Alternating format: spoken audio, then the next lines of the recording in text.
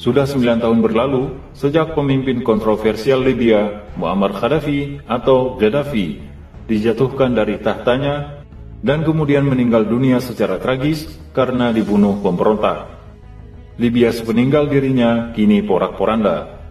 Pihak asing hilir mudik memperebutkan minyak bumi dan gas milik negeri itu, bagaikan tanah tak bertuan. Dunia Barat mencirikannya sebagai pemimpin diktator dan menempatkannya sebagai salah satu musuh besar mereka. Sebaliknya, dunia Islam dan masyarakat Afrika menganggapnya sebagai tokoh yang selalu membela dunia Islam dan negara dunia ketiga. Ada beberapa fakta menarik dari Muammar Gaddafi yang berhasil kami rangkum dari berbagai sumber. Nama lengkap Gaddafi adalah Muammar Muhammad Abu Minyar Gaddafi. Dunia Barat menyebutnya Gaddafi. Dia lahir di Qasr Abul Hadi, Libya pada 7 Juni 1942. Gaddafi adalah sarjana geofisika dari Howard University, Washington DC, Amerika Serikat.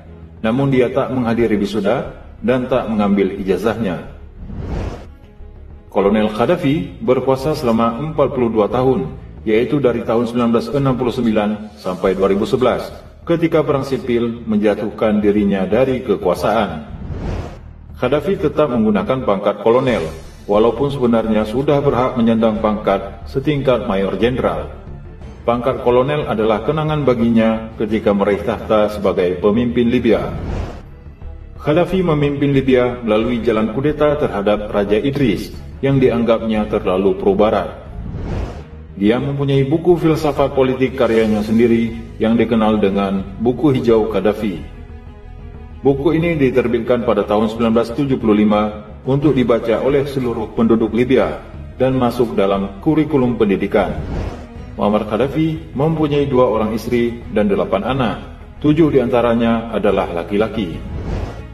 Gaddafi menjalankan rezim otoriter, namun karena rakyatnya sejahtera, jarang terjadi upaya pemberontakan. Gaddafi jarang tidur di istana, dia lebih suka tidur di tenda. Hal ini pernah merepotkan warga New York ketika dia datang ke sana. Muammar Gaddafi selalu dikawal oleh pengawal perempuan dari Ukraina dan sejumlah polisi. Pengawal terdekatnya adalah wanita bernama Galina Kolodnitska. Gaddafi membebaskan biaya pendidikan dan kesehatan bagi warga Libya. Bagi warga Libya yang ingin bersekolah ke luar negeri, maka semua biaya akan ditanggung oleh pemerintah. Jika orang Libya ingin memulai bertani atau berkebun, maka mereka akan diberikan sebuah rumah, tanah pertanian, peternakan, dan benih atau biji-bijian. Semuanya diberikan secara gratis. Gaddafi membebaskan biaya persalinan, bahkan memberikan tunjangan bagi ibu dan bayi.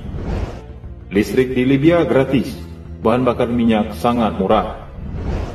Di era pemerintahan Gaddafi, tidak ada seorang pun di Libya yang menjadi pengemis dan gelandangan, karena semuanya mendapatkan rumah. Ketika warga Libya melangsungkan pernikahan, maka pasangan pengantin akan mendapat sebuah apartemen atau rumah gratis dari pemerintah. Libya adalah negara yang tidak mempunyai hutang. Tidak heran kalau Amerika dan negara kapitalis lainnya tidak menyukai Libya. Gaddafi tidak tertarik kucuran dana dari IMF atau World Bank. Dengan kata lain, Libya adalah negara yang benar-benar independen. Inilah alasan negara-negara barat memerangi Libya. Gaddafi menjual minyaknya tidak dalam mata uang US dollar atau euro, tetapi harus dalam bentuk emas, dan menjadikan bangkrut setiap negara-negara barat. Wanita Libya dilarang bekerja di luar rumah. Praktek riba tidak boleh dijalankan di Libya. Perbankan di sana tanpa bunga. Jika orang Libya membeli mobil, maka pemerintah akan mensubsidi 50% dari harganya. Jika orang Libya tidak mendapatkan pekerjaan setelah lulus pendidikan, maka pemerintah akan membayar gaji sesuai profesinya sampai mereka menemukan pekerjaannya. Di bawah Gaddafi, Libya dinobatkan sebagai negara dengan rakyat paling sejahtera di Afrika dan Timur Tengah. Gaddafi aktif mengkampanyekan Pan-Arabia, Persatuan Arab, dan Pan-Islamisme, Persatuan Islam. Ide Gaddafi dianggap sejalan dengan ide Ikhwanul Muslimin, yang menyerukan persatuan Islam di atas nasionalisme. Gaddafi sangat cinta terhadap ajaran Islam, walaupun dia sering melanggarnya. Gaddafi sangat mendukung dakwah Islam sehingga Libya termasuk negara penyedia dana terbesar untuk kegiatan dakwah. Gaddafi tak suka kepada dinasti Saudi yang dianggapnya adalah kaki tangan barat paling besar di dunia Arab. Gaddafi sangat membenci Israel. Dia mendukung penuh kemerdekaan Palestina.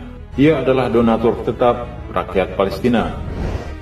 Pada akhirnya, Gaddafi adalah seorang manusia biasa, memiliki kekuatan dan kelemahan, memiliki ambisi tinggi yang membuatnya jatuh. Ia dipuji sekaligus dicaci atas dasar yang sama. Namun sejarah mencatat bahwa selama 42 tahun ia memimpin, hampir seluruh sisi kehidupannya berisi serangan terhadap hegemoni Barat.